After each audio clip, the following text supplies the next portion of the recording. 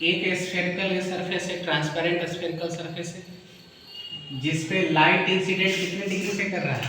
60 degree. कौन से medium से? एयर से। और आप एक बार यहाँ पर चूंकि ट्रांसपेरेंट है और हमको पता है कि रिफ्रैक्शन कहाँ होता है, जहाँ दो ऑब्जेक्ट, दो बाउंड्री होगा, दो बाउंड्री मतलब दो मीडियम का बाउंड्री। तो एयर और ग्लास का बाउंड्री यहाँ पर लाइट इंसिडेंट यहाँ किया। तो हमसे पूछा जा रहा है कि एक स्फेरिकल सरफेस है जिसका सेंटर यहाँ पे है और ये आर रेडियस उसका कहे या जो भी उसका रेडियस होगा हमको सिर्फ पता नहीं है, लेकिन लाइट जो इंसिडेंट कर रहा वो 60 डिग्री पे, कहाँ से? एयर से। किस पे इंसिडेंट किया? ट्रांसपेरेंट स्फेरिकल सरफेस पे। फिर आपसे पूछा जा रहा है कि ये एंगल पहला रिफ्रैक्शन एंगल, यहाँ ये R1 का मान और E मतलब इमर्जेंट एंगल का वैल्यू निकालिए। और इसी में दूसरा क्वेश्चन था आपका कि टोटल डेविएशन कितना होगा, उसका वैल्यू फाइंड करें। क्लियर है? अब इस सबसे पहले क्या करना है, सबसे ये देखिए कि सरफेस है स्फेरिकल। अब इसको आप जनरल से बता सकते हैं कि ये हमारा अगर सेंटर है तो ये रेडियस होगा और ये भी, अरे ये रेडियस है तो ये भी तो रेडियस ही है। और ये पता है कि ट्रायंगल में अगर दो साइड इक्वल तो दो एंगल भी एग्जैक्टली बात। अगर ये इसका अर्थ है जितना एंगल इस R का होगा उतना ही एंगल इस R1 का भी होगा, क्योंकि आइसोस्केल ट्रायंगल में अगर दो साइड इक्वल है तो दो एंगल भी आपस में क्या होगा? इक्वल होगा। तो हम सबसे पहले इस सरफेस पे लगा ले स्नेल्स लॉ की। जब भी दो मीडियम की बात हो तो कौन सा लॉ याद रखते हैं? स्नेल्स लॉ क्या कहता है? स्नेल्स लॉ कहता है कि μ1 sin I equal to μ2 sin I। अभी पता रेयर से डेंसर जा रहा है, डेंसर से रेयर जा रहा है। अरे एयर से इस मीडियम में गया, एयर का रिफ्रैक्टिव इंडेक्स कितना होता है? 1। इसका रिफ्रैक्टिव इंडेक्स कितना दिया? √3। तो इसका वैल्यू √3 से छोटा है ना, मतलब रेयर से डेंसर है। तो 1 sin I का वैल्यू आपको पहले से बोल दिया कितना? Sorry 60 degree. इंसिडेंट एंगल का मान गिवन है आपका 60 डिग्री। तो फिर μ2 का वैल्यू भी आपको पता है कि दे दिया है कितना? √3। और यहाँ से हम लोग sin R का वैल्यू निकाल लेंगे। sin 60 का वैल्यू कितना? √3/2, इधर √3 और अपना रहा sin R। √3 से √3 कैंसिल कर सकते हैं क्योंकि कॉमन है। तो अपने पास क्या बचा? 1/2 इक्वल टू sin R। तो भाई बता कि किस साइन के किस एंगल के लिए इसका मान 1/2 होता है? तो sin 30 डिग्री का मान कितना होता है? sin 30 डिग्री का वैल्यू कितना होता है? 1/2। तो ये हमारा कितना एंगल हो गया? R का वैल्यू हो गया अपना 30 डिग्री। अब मैथ से अभी आपको देखा कि दो साइड इक्वल है तो ये दोनों एंगल भी आपस में क्या होगा? इक्वल। कौन सा त्रिभुज से? तो समद्विबाहु त्रिभुज।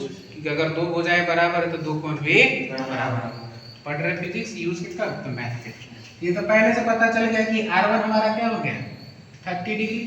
तो R1 का मान भी कितना हो जाएगा? एंगल R1 का मान भी 30 डिग्री। फिर से आप लगा दीजिए कौन चीज? Snell's law. तो स्नेल्स लॉ लगाए तो इसमें भी μ1 अब कहां से कहां जा रहा है? डेंसर से रेयर। तो यहां पर म्यू ये अब काम करेगा 1 का और एयर काम करेगा 2 का। तो μ1 sin I equal to μ2 sin I। लेकिन यहाँ अब μ1 हमारा बन गया √3, इस बात को ध्यान रखना।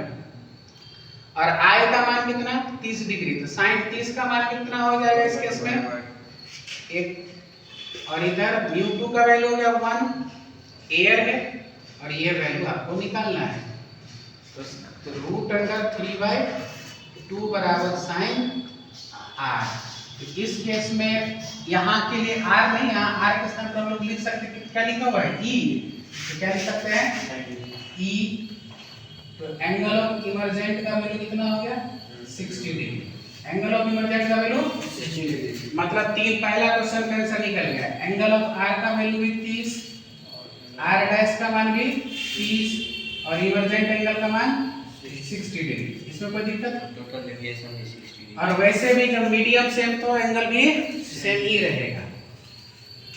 अब टोटल डेविएशन की बात है तो पहला डेविएशन देखिए, इसका डेविएशन इसमें डेंसर से सॉरी रेयर से डेंसर, तो उस केस में अपना डेविएशन क्या हो जाएगा?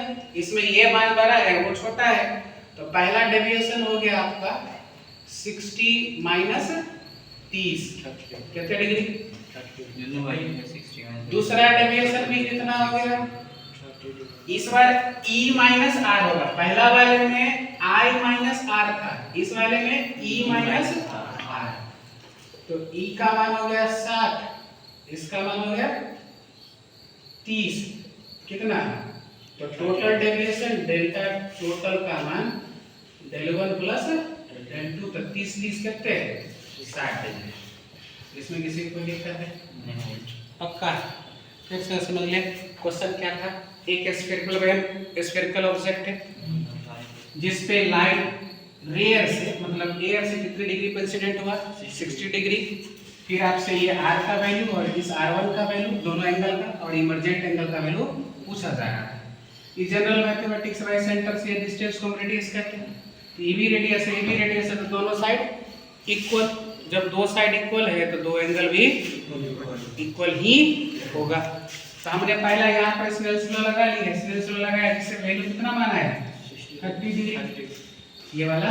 तो चूंकि ये एंगल r और r डैश एक दूसरे के बराबर है, तो ये 30 तो ये भी 30। अब फिर इस सरफेस पे स्नेल्स लॉ लगा दिया सेकंड सरफेस पे, तो सेकंड सरफेस के लिए ये रहा काम किया, उसमें E का इमर्जेंट एंगल का वैल्यू कितना आ गया? इमर्जेंट एंगल जिस एंगल से कोई लाइट सरफेस से क्या करता है? बाहर निकलता है, उसको कहते हैं इमर्जेंट एंगल। ये तीन वैल्यू। फिर डेविएशन का मान, पहला का डेविएशन यहाँ पर, ये डेविएशन पहला डेविएशन ये हुआ आप देखिए, और दूसरा डेविएशन लाइट अगर नहीं कुछ होता तो सीधा ऐसे निकल जाती, लाइट ऐसा कुछ इस तरह से निकलता और निकला कहाँ है? ऐसे। ये दूसरा डेविएशन, तो दोनों डेविएशन को जोड़ दिए तो कितना जाएगा? 30 प्लस 30 कितने? 60। टोटल जो आंसर मान था वो निकल गया।